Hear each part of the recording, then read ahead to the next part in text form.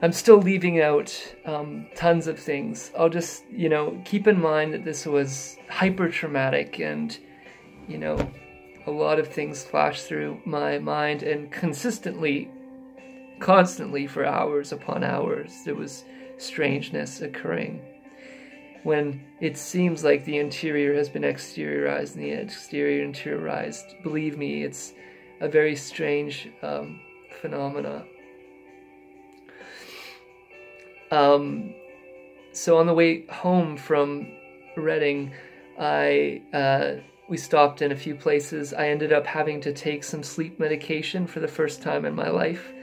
And this occurred on, Elm Street.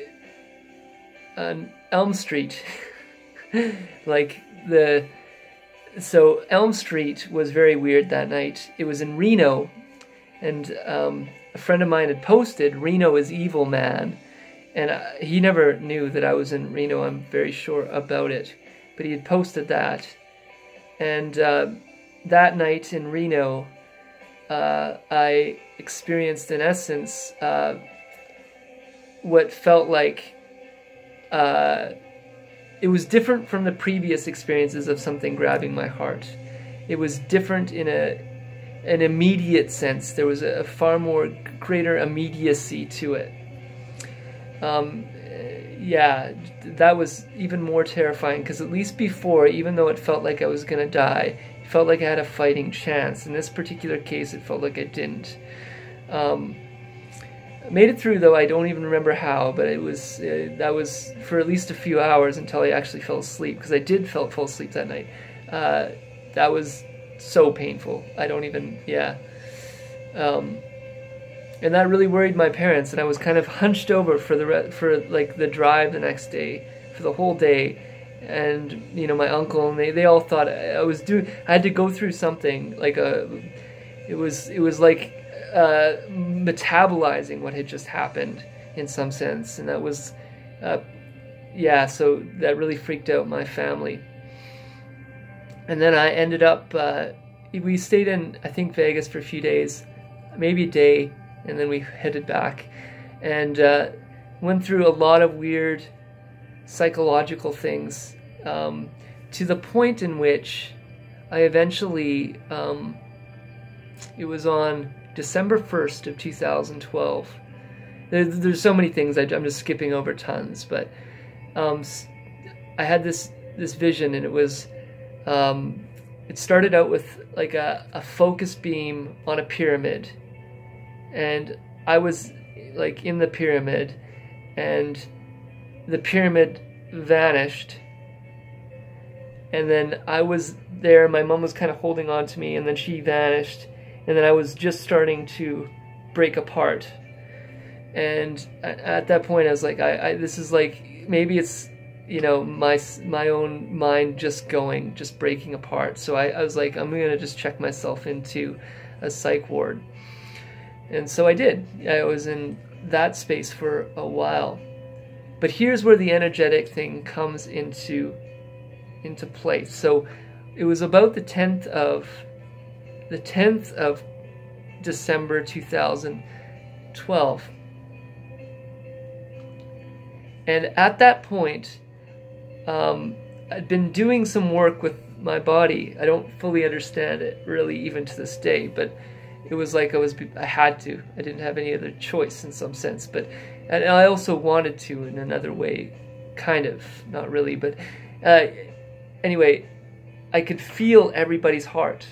Like, I don't know if it was for miles or whatever, but it was like I could feel everybody's heart at the same time, and it was like we were sharing that heart. And then it extended, and it was like expansive into like the galaxy and so forth. This all ended in and around. I don't know what this all means. I'm putting it out there. I don't want to make myself seem special in some sense. I'm a madman, probably in some ways, but I still think that there's important truths to this. So it ended on December 20th, 2012. Okay, here's the thing. In Terence McKenna's theory, there's this notion of time wave, right? And he talks about this exponential trend, right? The thing is, the higher up the trend you go, potentially in the theory, the lesser people there would be in it. So the fewer people would be in play, the higher up the spiral things go. Just because it takes more to get to that place in a certain respect. It takes more effort, more work to do it. You have to assimilate or eat or whatever it is more to get to that space potentially. So his novelty theory might be working in a legitimate way from an interior landscape, but there's very few people potentially that would see it fully.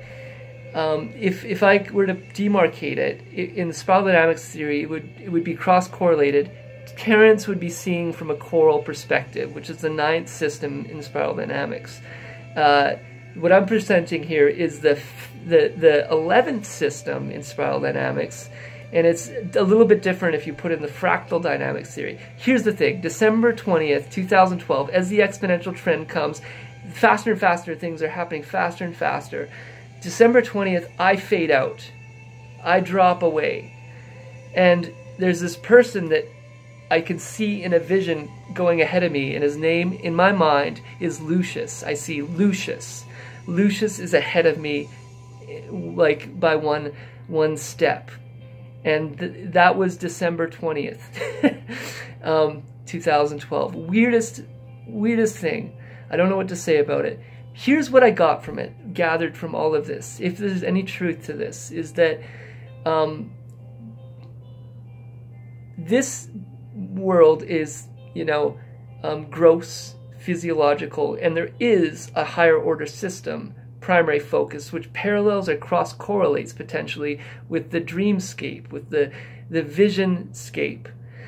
The primary focus of the saints, in that sense, would be in the visionscape. The primary focus of the shamans is in, potentially, if this is right, in the gross world state, this physiological state. They're visioneering in the sense that they are pioneering new landscapes within the gross material world. Valuescapes are ways of thinking that haven't been integrated into the culture, but it's not saintly in the sense that it's not coming necessarily from the trans-temporal, heavenly, eternal kind of landscape. I'm just putting words in it. That is bigger than what I am talking about.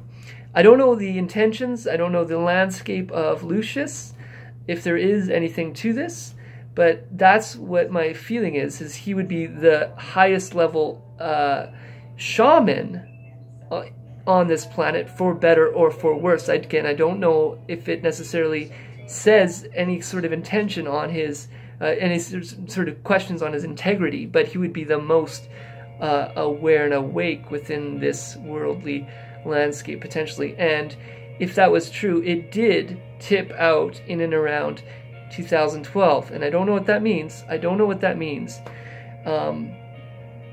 But he would know better than me, I think. His presentation, because it's probably very confused too, in some sense, I wouldn't doubt.